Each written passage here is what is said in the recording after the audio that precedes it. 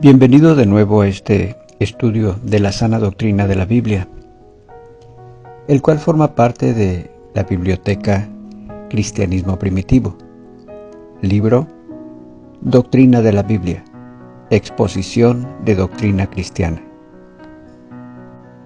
Continuando con la narración del bloque número 5, Doctrina de la Iglesia, el último capítulo de este bloque, el matrimonio. Capítulo 43. Pero al principio de la creación, varón y hembra los hizo Dios. Por esto, dejará el hombre a su padre y a su madre, y se unirá a su mujer, y los dos serán una sola carne. Así que no son ya más dos, sino uno. Por tanto, lo que Dios juntó, no lo separe el hombre. Marcos capítulo 10, versículos 6 al 9. El matrimonio es una institución ordenada por Dios. Fue instituido y santificado en la creación, y desde aquel tiempo el pueblo de Dios ha promovido su pureza. Dios instituyó el matrimonio cuando hizo a Eva, y se la trajo a Adán, el cual dijo: esto es ahora hueso de mis huesos y carne de mi carne. Por tanto, dejará el hombre a su padre y a su madre, y se unirá a su mujer, y serán una sola carne. Génesis capítulo 2, versículos 23 y 24. Pregunta: ¿para qué fue instituido el matrimonio? Número 1. No es bueno que el hombre esté solo. Dios creó una ayuda idónea para Adán, porque no era bueno que él estuviera solo. Génesis capítulo 2, versículo 18. La verdad de este planteamiento la vemos en la constitución física de cada hombre y mujer. Ellos son diferentes tanto en lo físico como también en lo emocional, y se necesitan el uno al otro para complementarse. Lo que le falta al hombre lo suple la mujer, y viceversa. Dios los creó para ocupar sus respectivos lugares. Dichoso el hombre y dichosa la mujer que reconoce esta sabia provisión del Creador, que la respeta y que obra dentro de sus límites. Número 2. Para propagar el género humano. Esto está expuesto en Génesis capítulo 1, versículo 28. Fructificad y multiplicaos, llenad la tierra. Número 3. Para la pureza del género humano. Honroso sea en todos el matrimonio, y el hecho sin mancilla, pero a los fornicarios y a los adúlteros los juzgará Dios. Hebreos capítulo 13, versículo 4. Entre el marido y su esposa, que se aman el uno al otro, las relaciones sexuales son puras y honrosas. Cuando los dos cumplen los deseos del otro, les fortalece en contra de la fornicación. Primera de Corintios capítulo 7, versículos 1 al 5. Número 4. Para la crianza de los hijos. Las cualidades más fuertes del padre, unidas a las cualidades más tiernas de la madre, sirven para criar y disciplinar a los niños. No hay nada que pueda ocupar el lugar de un hogar cristiano para criar a los hijos, en disciplina y amonestación del Señor. El matrimonio es, número 1, dejar a los padres y comenzar un nuevo hogar.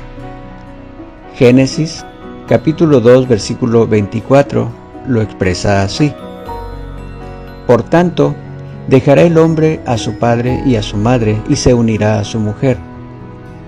Aunque los matrimonios todavía deben reconocer sus deberes para con sus padres como hijos e hijas, ahora sus deberes son más el uno para con el otro que para con sus propios padres o cualquier otro familiar o amigo.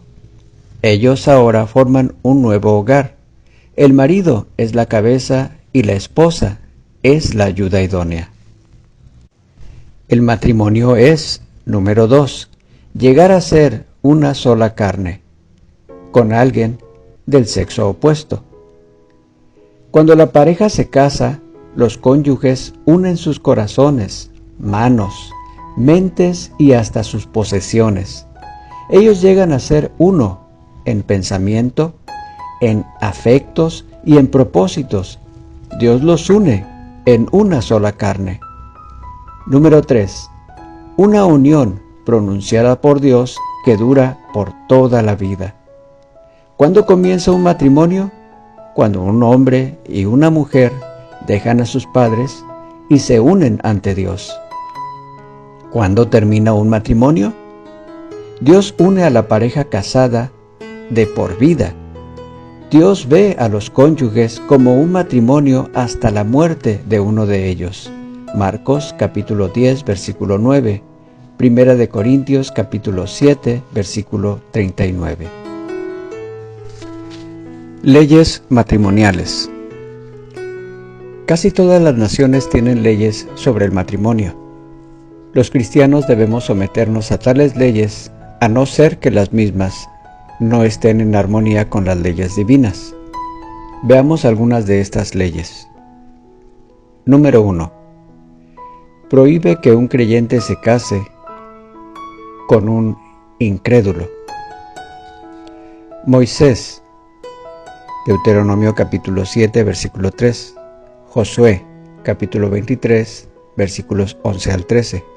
Esdras, capítulo 10, versículos 10 al 12. Y Nehemías, capítulo 13, versículos 23 al 26. Estos hombres testifican en contra del matrimonio entre creyentes e incrédulos. Moisés apoya este planteamiento al decir: porque desviará a tu hijo de en pos de mí, y servirán a dioses ajenos. Deuteronomio capítulo 7, versículo 4. Al pasar al Nuevo Testamento encontramos la misma advertencia de parte de Dios. No os unáis en yugo desigual con los incrédulos. Segunda de Corintios capítulo 6, versículo 14. Y libre es para casarse con quien quiera, con tal que sea en el Señor. Primera de Corintios capítulo 7, versículo 39. La Biblia advierte a los cristianos que ellos no deben casarse con los incrédulos, porque traería resultados desastrosos en sus vidas. ¿Andarán dos juntos si no estuvieran de acuerdo? Amós capítulo 3, versículo 3. Cuando el esposo y la esposa tienen diferentes creencias religiosas, ellos están divididos en los asuntos más importantes. Los padres tienen la obligación ante sus hijos de estar unidos en todos los asuntos morales y religiosos. Por tanto, es muy importante que los cristianos busquen su pareja entre otros cristianos. Esto hace que surja otra pregunta. ¿Y qué hay con las personas que ya están unidas en un matrimonio en yugo desigual? Tales personas encontrarán sus instrucciones en 1 de Corintios capítulo 7, versículos 12 al 16. ¿Acaso están verdaderamente casados una mujer y un hombre si no son cristianos? Ciertamente que lo están, con tal que hayan cumplido las condiciones esenciales del matrimonio. El matrimonio es honroso en todo, sea la ceremonia oficiada por un predicador o un magistrado, sean los interesados conversos o incrédulos, con tal que se casen de acuerdo con las leyes de su país y no contrario a la ley legítima del Altísimo Dios. Número 2. La Biblia prohíbe el matrimonio con una persona divorciada mientras viva su cónyuge. Esta es una verdad que muchos ignoran voluntariamente. Dejaremos pues que la Biblia sea la que tenga la última palabra sobre este tema. Por la dureza de vuestro corazón, Moisés os permitió repudiar a vuestras mujeres, mas al principio no fue así. Y yo os digo que cualquiera que repudia a su mujer salvo por causa de fornicación, y se casa con otra, adultera, y el que se casa con la repudiada, adultera. Mateo capítulo 19, versículos 8 y 9. Cualquiera que repudia a su mujer y se casa con otra, comete adulterio contra ella. Y si la mujer repudia a su marido y se casa con otro, comete adulterio. Marcos capítulo 10, versículos 11 al 12. Todo el que repudia a su mujer y se casa con otra, adultera, y el que se casa con la repudiada del marido, adultera. Lucas capítulo 16, versículo 18. Porque la mujer casada está sujeta por la ley al marido mientras éste vive. Pero si el marido muere, ella queda libre de la ley del marido. Así que, si en vida del marido se uniere a otro varón, será llamada adúltera. Pero si su marido muriere, es libre de esta ley, de tal manera que, si se uniere a otro marido, no será adúltera. Romanos capítulo 7, versículos 2 y 3. La mujer casada está sujeta por la ley mientras su marido vive.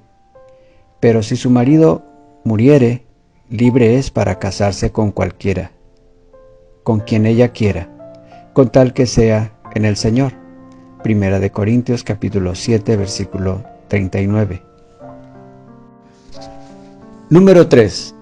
Matrimonios plurales no son permitidos en el Nuevo Testamento. Cuando Cristo y los apóstoles enseñan sobre el matrimonio, siempre lo presentan desde el punto de vista de la unión entre un hombre y una mujer. Pablo dice claramente: cada uno tenga su propia mujer, no mujeres, y cada una tenga su propio marido, no maridos. Primera de Corintios capítulo 7, versículo 2. Dios permitió matrimonios plurales en el Antiguo Testamento, pero ahora tiene algo mejor para nosotros. Dios, habiendo pasado por alto los tiempos de esta ignorancia, ahora manda a todos los hombres, en todo lugar, que se arrepientan. Hechos 17:30. Hasta aquí llegamos al final de la enseñanza que concierne al bloque número 5, la doctrina de la Iglesia. Espero este material sea de bendición para tu vida, y si te gustó, pues ayúdame a compartirlo. Diles a otros: aquí hay enseñanza bíblica, la doctrina de la Biblia, que necesitamos comprender, necesitamos profundizar en el conocimiento de la verdad. Necesitamos poner en práctica la verdad y enseñarla a otros. Cualquier duda, la palabra lo aclara.